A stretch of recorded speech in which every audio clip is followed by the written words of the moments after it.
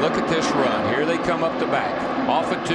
Because the 56 and 11 tried to transfer positions. And ended up backing up in the process. And boy, you're hunkered down right here. You're making max speed, and it's a little free down the straightaway. But Darrell, I think part of what caused that was Greg Biffle couldn't see what was going on in front of Carl Edwards. Carl Edwards was trying to check up. Biffle was not. I think the thing that is confusing, a little bit hard to deal with, is you're trying to drive your car and your buddy's car, and you want your spotter to spot for both your cars. So it's a 2-car situation here that these guys are just not accustomed to. And Edwards, with Biffle behind him, has a huge blind spot to the right rear, what the DOT calls the no zone for tractor trailer drivers, big enough to drive, well, in this case, a couple of Chevrolets through, as Boyer, trailing Burton, go back to the front, and here comes Gordon and Bain again. Seems like the one tandem that can make a pass on the high side is that 31 of Burton and the 33 of Boyer. We've not seen a lot of other people be able to do it with success. Well, they've convinced them. I know that the 33 and the 31, they worked in the Budweiser shootout, and they have worked on their act, the 2 of them together, and maybe they really figured out something, because they are teammates and they're working pretty darn good together right now. We are halfway in the second race of the Gatorade Duel. 2 caution flags, one for Casey Mears and one for Joey Logano's accident. And right now, Michael Waltrip and Derek Cope continue to run in the 2 transfer spots. Todd Bodine 3 spots away from Cope. Jeff Burton, Clint Boyer, your leaders for Richard Childress Racing at halfway. Tonight, NASCAR Victory Lane does a double take for the most exciting qualifying day in NASCAR, the Duel at Daytona. Celebrate with the winner in NASCAR Victory Lane from Daytona right after the race, live on Speed. This is white knuckle racing right here. You don't get a break. You can't take a breath. You just got to hold on, hang on, and lock on to the bumper in front of you. Normally down here we get all kind of in single file, run around the bottom. You could kind of take your time, take a breath, figure out what you want to do next. No way are you able to do that in this situation. These guys are all over each other, closing at a high rate of speed and making moves, and they are showing some real skill in hanging on to these cars at 200 mile an hour. But you saw how much those top 6 were able to gap the 15 of Michael Waltrip, the 000 of David Ruderman, because they were not locked together. I think they're having to make it. I think what happened there, they got to make a transfer. I think Ruderman's car was maybe getting a little hot. They're going to fall off the pace here. Hopefully they'll be able to push back up there. Richard Childress Racing last year won 3 of the 4 restrictor plate races. 2 by Kevin Harvick, and the last one at Talladega by Clint Boyer, who right now runs second to teammate Jeff Burton. Watching Bain in the 21 follow Jeff Gordon reminds me of one of my first races when I was following David Pearson. And Jake Elder said, I don't care if he goes to the concession stand and gets a hot dog. You follow him there. Right.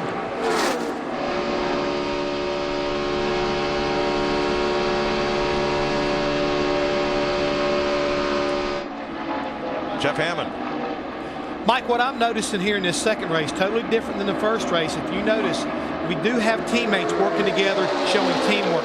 But interestingly enough, you're seeing these Fords, the 24 and the 21 have been hooked up. They've not been making an exchange, but Trevor Bain fades to the outside, gets air to that engine, keeps it cool enough to stay hooked into the 24, and the 33, 31, they're doing the same thing along with the 16 and 99. A little bit different than we've seen in the past, and every time you make an exchange, you lose a lot of ground. These front 4, they figured it out.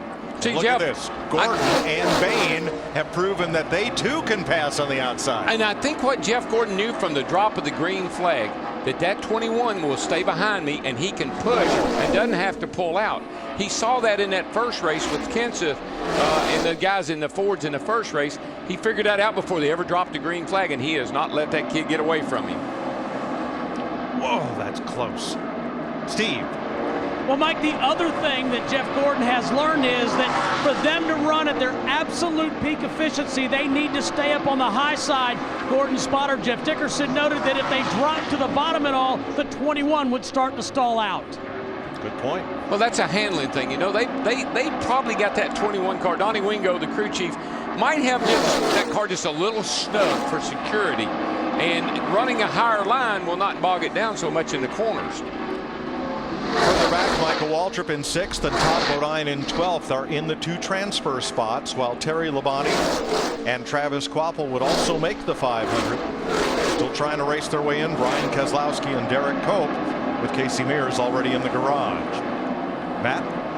Mike, Denny Hamlin told Curtis Markham's spotter to tell Keselowski's spotter and Todd Bodine's spotter to tell those 2 cars to stay in line directly behind, so that way they can try to catch up to the pack in front, because they were dipping out in the outside lane, slowing everyone down. So Hamlin trying to orchestrate a comeback here.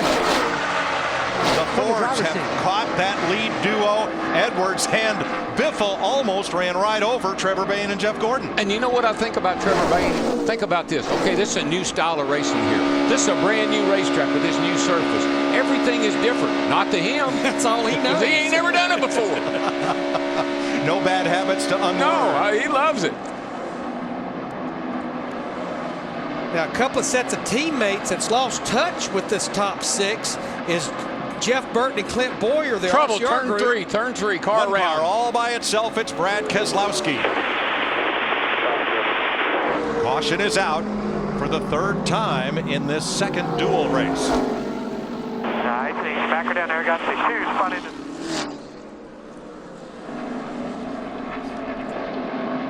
Like he got away with minimum damage to that car. I believe, Larry, as I was looking at it, I think he just spun out, getting it. I think it got loose on him getting into the corner. Well, let's take a look. Going down the back here with Todd Bodine pushing.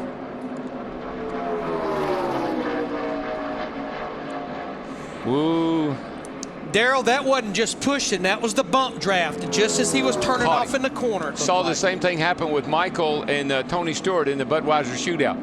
Just that extra little bump getting in the corner knocks you loose. But Mike and Darrell, you got to give a thumbs up to NASCAR that one of the changes they made to this car from that front bumper down, it's a much stronger area. It makes the car look a lot better. If that, you go back to last year, if that would have happened, you'd probably be going to the garage area. Yeah, it tore the whole nose off the thing. Robert Richardson was a lap down. He will get the free pass. And you see where Todd and others have worn out the paint and the decals on the rear bumper of Keselowski's car. Lucky man Brad is, because he's going to be able to come to pit road, get him some tires, and looks like he's in good shape. So this 3rd caution will again split up those 4 drafting pairs at the front of the pack. They'll be side by side instead of nose to tail when we restart. And unless you're at the back of the pack or you're like Brad Keselowski, you're not going to see anybody come to pit road, because that stop that they made back on lap 17, that lets them make it to the end on fuel.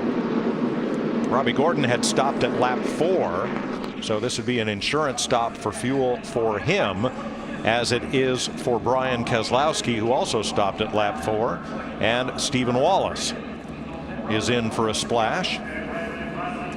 Keselowski will get tires, and there's the closed fueling system, the self-venting cans. No more catch can man at the rear of the car in Sprint Cup racing.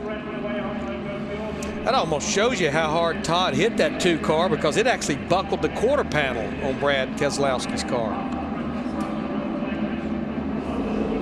You can lay against the car getting in the corner, but you can't sit there and bump it as he's turning off in the corner. 19 laps to go, Krista. Well, Mike, we're still seeing those 2-car tandems, but Jeff, we're seeing it in a little different fashion in race number 2 than we saw in race number 1. Well, I think Darrell Waltrip pointed it out. You know, Jeff Gordon went to school. He watched what went on in that first race. He's now perfected a couple things, and he's asked that rookie, Trevor Bayne, to get behind me, stay with me. The Fords seem like they can keep theirs cooler, stay hooked up longer. All of these things are here as we continue to learn. We talked about learning in the first race. This is what's going on here, and I think this is going to be interesting, because all of this is just making it better for the 500. It shows them, hey, we can run these tandems longer. We can make some exciting racing. We're definitely seeing it here in the 2nd race. And Steve Burns has more on the leader of this race.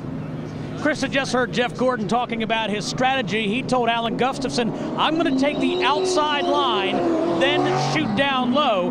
Alan Gustafson said 10-4, got a message from the 21 car, Trevor Bayne. Drag your brake a little bit when you get to turn 2. Mike Joy. Thanks, Steve. Getting set for the restart. We'll see if everybody can pair up as they were, or will they have new drafting partners.